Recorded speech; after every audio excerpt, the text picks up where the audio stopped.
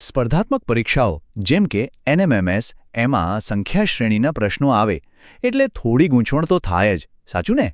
પણ વિચારો કે જો આ ગણિતના દાખલા હોય જ નહીં, પણ એક સિક્રેટ કોડ હોય તો ચાલો આજે આપણે આ જ કોડને તોડવાની મજેદાર કળા શીખીએ. ચાલો એક કોયડાથી જ શરૂઆત કરીએ. જુઓ આ શ્રેણી 2, 5, 10, 17 અને પછી એક પ્રશ્નાર્થ ચિહ્ન. આ એવો જ સવાલ છે જે પરીક્ષામાં આવે ને તો માથું ખંજવાળવું જ પડે. આપણું મિશન એકદમ સિમ્પલ છે. આ સવાલિયા નિશાનની જગ્યાએ કયો નંબર આવશે એ શોધવાનો. હવે સમજવા જેવી વાત એ છે કે આ માત્ર ગણિત નથી, આ તો એક કોડ છે. દરેક સંખ્યા શ્રેણીની પાછળ એક છુપાયેલો નિયમ, એક તર્ક હોય છે. અને એ નિયમ જ તો એનો કોડ છે. બસ આપણે સાચી ચાવીઓ વાપરીને એ કોડને ક્રેક કરવાનો છે. અને હા, આમાં ગોખણપટ્ટીનું કોઈ કામ નથી. બધું જ તર્ક અને પ્રેક્ટિસ પર છે. સારું, તો કોડ તોડવો ક્યાંથી શરૂ કરવો? કોઈપણ સૂત્ર કે ગણતરી પર કૂદી પડતા પહેલાં સૌથી પહેલું અને સૌથી અગત્યનું કામ છે શાંતિથી શ્રેણીને જોવી, એનું અવલોકન કરવું. કારણ કે પહેલી કડી, પહેલો ઇશારો આપણને ત્યાંથી જ મળશે. એ જ બતાવશે કે કઈ દિશામાં આગળ વધવું. જ્યારે શ્રેણીને જુઓ ત્યારે બસ આટલા સવાલો મનમાં પૂછો. પહેલું, સંખ્યાઓ વધી રહી છે કે ઘટી રહી છે? બીજું, જો વધી રહી છે તો શું આ ફેરફાર એકદમ ધીમો અને સ્થિર છે?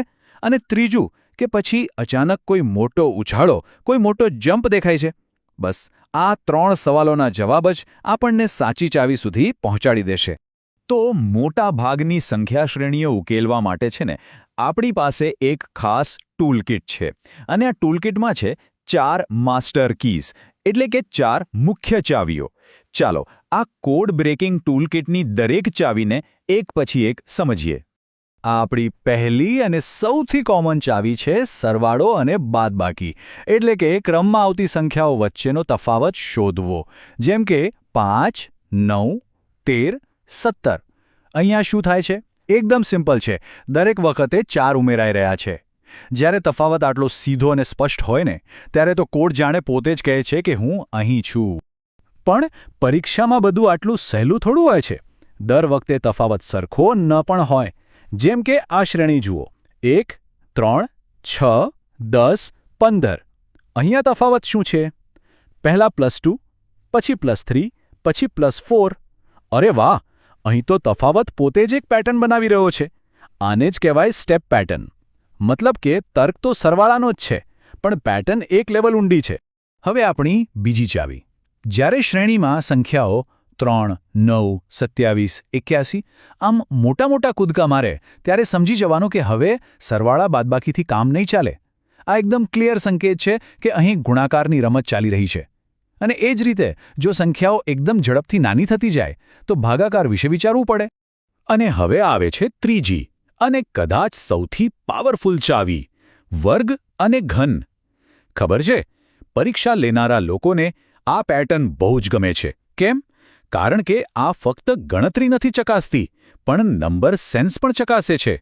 એટલે કે કોઈ સંખ્યાને જોતા જ એની આસપાસની ખાસ સંખ્યાઓ ઓળખી લેવાની જે આવડત હોય ને એ. તો આ વર્ગ અને ઘનની પેટર્નને ફટાફટ કેવી રીતે પકડવી એનો શોર્ટકટ છે યાદશક્તિ. ઓછામાં ઓછું 1 થી 20 સુધીના વર્ગ અને 1 થી 10 સુધીના ઘન જો મોડે હોય ને તો કામ એકદમ સહેલું થઈ જાય. જેવું કોઈ 17 જોશે એના મગજમાં તરત જ લાઇટ થશે, અરે આ તો 16ની બાજીમાં છે. બસ ત્યાં જ અડધો કોડ તો તૂટી ગયો. આ જ છે ટાઈમ બચાવવાનો અસલી ખેલ. પણ પરીક્ષકો પણ ચાલાક હોય છે. એ લોકો ભાગ્યે 4, 9, 16, 25 જેવી સીધી સાદી વર્ગની શ્રેણી પૂછે છે. એ લોકો શું કરે છે? એમાં એક નાનકડું ટ્વિસ્ટ નાખે છે. જેમ કે n² જગ્યાએ n² + 1 કરી દે, એટલે કે 4ની જગ્યાએ 5, 9ની જગ્યાએ 10, અથવા n² - 1 કરી દે. આ નાનકડા ટ્વિસ્ટથી જ આખી પેટર્ન છુપાઈ જાય છે અને એને જ આપણે શોધવાની છે. આપણી ચોથી અને છેલ્લી ચાવી થોડી અલગ છે. એ છે અવિભાજ્ય સંખ્યાઓ. આ એવી શ્રેણી છે જેમાં કોઈ સરવાળો, બાદબાકી કે ગુણાકારનો નિયમ કામ નથી કરતો. જેમ કે 2, 3, 5, 7, 11. આને ઉકેલવા માટે કોઈ ગણતરી નહીં પણ ગણિતની મૂળભૂત સમજ, એટલે કે આ સંખ્યાઓની ઓળખ હોવી જ જરૂરી છે.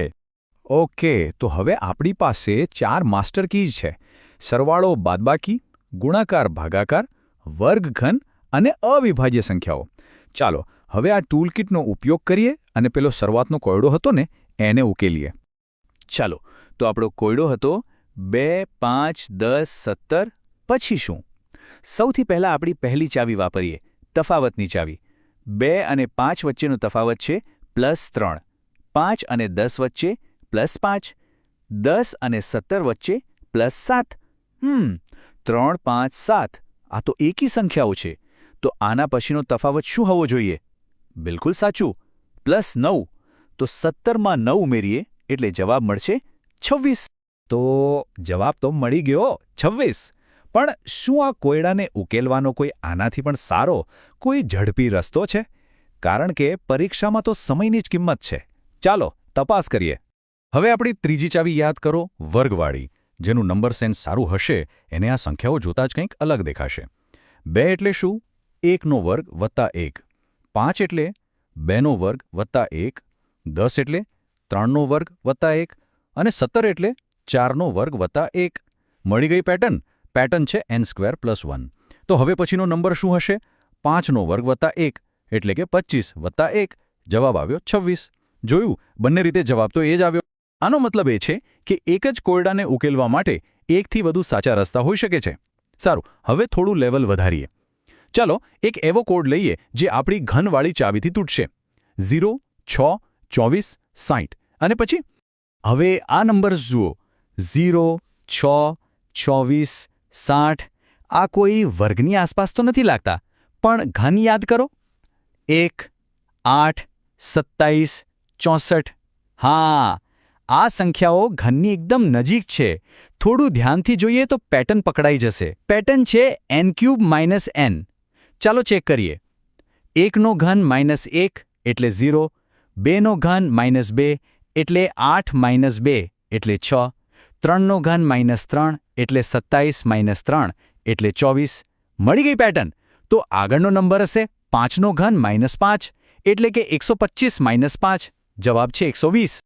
ચાલો આપણે ચાવીઓ તો શીખી લીધી, પણ હવે એ સમજવું પણ એટલું જ જરૂરી છે કે પરીક્ષકો આપણને ફસાવવા માટે કેવી જાળ બિછાવે છે અને એવી કઈ સામાન્ય ભૂલો છે જેનાથી આપણે બચવાનું છે. આ શ્રેણી પર એક નજર નાખો. 2, 10, 4, 12, 6, 14. શું લાગે છે? પહેલી નજરે તો આમાં કોઈ લોજિક જ નથી દેખાતું. સંખ્યા વધે છે, પછી ઘટે છે, પાછી વધે છે. આ એક બહુ જ કોમન ટ્રેપ છે. આને કહેવાય મિશ્ર શ્રેણી. આમાં શું હોય છે કે પરીક્ષક બે અલગ-અલગ સાવ સહેલી શ્રેણીઓને ભેળવીને એક ગૂંચવણભરી શ્રેણી બનાવી દે છે. પણ આ જાળમાંથી બચવાનો રસ્તો એકદમ સિમ્પલ છે. એક નંબર છોડીને બીજો નંબર જુઓ. 2, 4, 6. આ એક શ્રેણી બની. અને હવે જે છૂટી ગયા એ નંબર જુઓ. 10, 12, 14. આ બીજી શ્રેણી. અને બંનેમાં નિયમ શું છે? સાવ સહેલો, +2નો. જોયું? બે સાવ સહેલી શ્રેણીઓને ભેળવીને કેવી અઘરી દેખાતી શ્રેણી બનાવી દીધી. અને છેલ્લે ટોપ 3 ભૂલો જેનાથી બચવાનું છે. પહેલી, પરીક્ષાના દબાણમાં નાની નાની ગણતરીની ભૂલો કરી દેવી. બીજી, કોઈ એક જ ખોટી રીત પકડીને બેસી રહેવું અને એના પર સમય બગાડવો. અને ત્રીજી, જો 1 મિનિટ સુધીમાં કોઈ અઘરા સવાલનો જવાબ ન મળે તો એને છોડીને આગળ ન વધવું. હંમેશા યાદ રાખજો, જો 1 મિનિટમાં લોજિક ના પકડાય તો એ સવાલ પર એક નિશાન કરીને આગળ વધી જવામાં જ સમજદારી છે. તો આ આખી વાતનું સાર શું છે? જો આ રમતમાં માસ્ટર બનવું હોય તો માત્ર ખેલાડી બનીને ના રહો. ગેમ બનાવનારની જેમ વિચારો. એટલે કે પરીક્ષક તરીકે વિચારો. જ્યારે આપણે બીજાના બનાવેલા કોડ તોડવાને બદલે જાતે નવા કોડ બનાવવાની પ્રેક્ટિસ કરીએ છીએ ને, ત્યારે આપણે આ રમતને એક નવા જ લેવલ પર લઈ જઈએ છીએ. આ માત્ર પ્રેક્ટિસ નથી, આ તો આખી રમતને જોવાનો દૃષ્ટિકોણ બદલવાની વાત છે. તો બધી માસ્ટર કીઝ હવે તમારી પાસે છે. સવાલ એ છે કે તમારો પોતાનો પહેલો કોડ તમે કયા નિયમથી બનાવશો.